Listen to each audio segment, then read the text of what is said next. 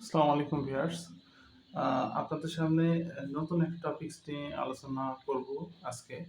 তো ইনকাম কত ধরনের হতে পারে এবং ইনকাম আ কত ধরনের নেচারের হয় সেগুলো এক্সাম্পল সহ বোঝানোর চেষ্টা করব। তো কারণ ইনকামের আ কত ক্যাটেগরি আছে, কত টাইপস আছে সেগুলো জানাটা খুবই ইম্পোর্টেন্ট।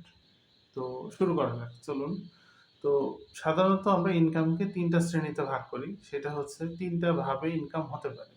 সেটা হচ্ছে অ্যাক্টিভ ইনকাম, আর প্যাসিভ ইনকাম, আরেকটা হচ্ছে আ পোর্টফোলিও ইনকাম বা ক্যাপিটাল গেইন যেটাই বলেন না কেন। তো প্রথমত আমরা কথা বলব অ্যাক্টিভ ইনকাম নিয়ে। অ্যাক্টিভ ইনকাম বা যে ইনকাম আ অ্যাক্টিভ বলতে সেই ধরনের ইনকামকে বোঝাবে যেখানে আ আপনি উপস্থিত থেকে আপনার ইফোর্টের মাধ্যমে তৈরি হয় সেই ইনকামকে অবশ্যই অ্যাক্টিভ ইনকাম বলে। যেমন আপনি কোথাও জব করেন, কোথাও কাজ করেন, আপনাকে সেখানে প্রত্যেকদিন হাজিরা দিতে হয়। সেখানে কাজের মাধ্যমে আপনার কাজের ভিত্তিতে আপনাকে নির্দিষ্ট বেতন বা মজুরি দেওয়া হয়। এটাকে আমরা অবশ্যই অ্যাক্টিভ ইনকাম হিসেবে জানবো। তাহলে আমরা আ যে ইনকাম আপনার সশরীরে অবস্থান করে আপনার রিপোর্ট কাজে লাগিয়ে আ যে ইনকামটা আয় হয় সেটাকে আমরা অবশ্যই অ্যাক্টিভ ইনকাম বলব। যেমন স্যালারি বা others payment from your employer. তো নেক্সট যেটা আছে সেটা হচ্ছে প্যাসিভ ইনকাম। প্যাসিভ ইনকাম হচ্ছে এমন কিছু সোর্স থেকে ইনকাম করা যেখানে আপনাকে অ্যাক্টিভলি উপস্থিত থাকতে হয় না। আপনার আপনি অর্থের জন্য কাজ করেন না, বরং অর্থই আপনার জন্য কাজ করে। তো সেটা কি হতে পারে? সেগুলো আমরা একটু দেখি। আ আপনার সেটা কোনো ব্যবসায় বিনিয়োগ হতে পারে, তারপরে কোনো বন্ডে বিনিয়োগ হতে পারে, কোনো স্টকে বিনিয়োগ হতে পারে, কোনো শেয়ারে বিনিয়োগ হতে পারে বা কোনো রেন্টাল প্রপার্টিতে বিনিয়োগ হতে পারে।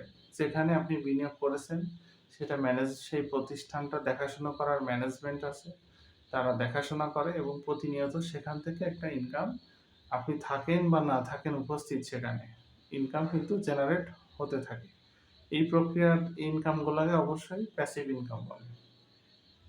সেখানে আপনার আ ফিলোসফিটা হচ্ছে অ্যাক্টিভ ইনকামে টাকার জন্য আপনি কাজ করেন। একটা নির্দিষ্ট সময়ের জন্য কাজ করেন, নির্দিষ্ট আ আওয়ার ভাগ করা থাকে যে প্রত্যেক ঘন্টার কত দাম, তারপর ওভারটাইমে কত। এগুলো এক কথায় আপনি সময় বিক্রি করে বা সময়ের আ ইফোর্টে আপনি টাকার জন্য কাজ করেন। সেটাকে অ্যাক্টিভ ইনকাম বলে।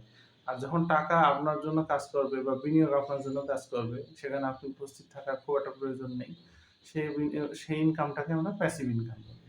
প্যাসিভ ইনকাম আমরা দেখলাম।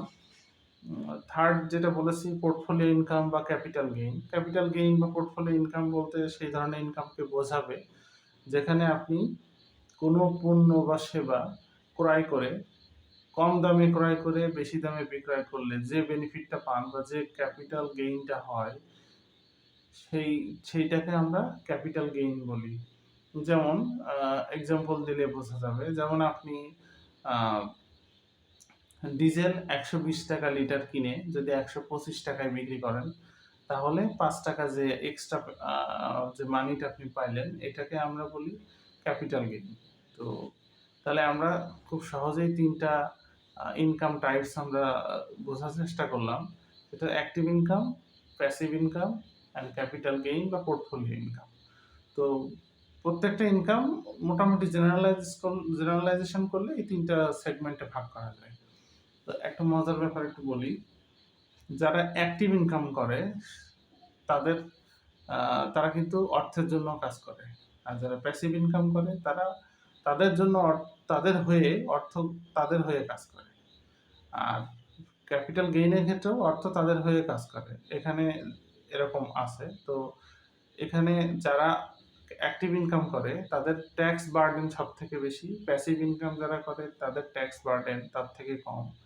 ক্যাপিটাল গেইন এর ক্ষেত্রে ট্যাক্স বার্ডেনও আছে, সেটা মডারেট লেভেলে আছে। তো যাই হোক, আমরা ৩ টা ইনকাম সোর্স সম্পর্কে জানলাম। আজকের আলোচ্য বিষয় এটাই ছিল। তো আপনি খেয়াল করলে দেখতে পাবেন আপনার ব্যক্তি জীবনে ইনকামগুলো ৩ টা ভাগে আ বিভক্ত আপনি করতে পারেন। অ্যাক্টিভ ইনকামের একটা বিষয় বলি। অ্যাক্টিভ ইনকামে আপনার কিন্তু নিজের শ্রম, মেধা, সময় এগুলো কিন্তু খুবই অত্যাবশ্যক। আপনি যদি এখানে এফোর্ট না দেন তাহলে কিন্তু ইনকাম বন্ধ হয়ে যাবে। কিন্তু প্যাসিভ ইনকাম কিন্তু তেমন না। আপনি অর্থ বিনিয়োগ করে রেখেছেন বা একটা বিনিয়োগ করে রেখেছেন সেখান থেকে আপনি সশরীরে না গেলেও নিজের এফোর্ট না দিলেও কিন্তু সেটা থেকে ইনকাম চালু থাকে। ক্যাপিটাল গেইন এর ক্ষেত্রে একটা মিক্স ব্যাপার-স্যাপার আছে। অনেক সময় প্রেজেন্ট থাকা লাগে, আবার প্রেজেন্ট নাও থাকা লাগে। তো এটা সব মিলাই বলা যায় যে ইনকাম সোর্স নিয়ে আমরা জাস্ট বেসিক আলোচনা করলাম। ডিটেইলস আলোচনা এর পরে আরো করা হবে। তো টাইপস হিসেবে এটুকুই যথেষ্ট। আশা করি সবাই বুঝতে পেরেছেন। তো ভিউয়ার্স থ্যাংক ইউ সবাইকে আমাদের সাথে থাকার জন্য।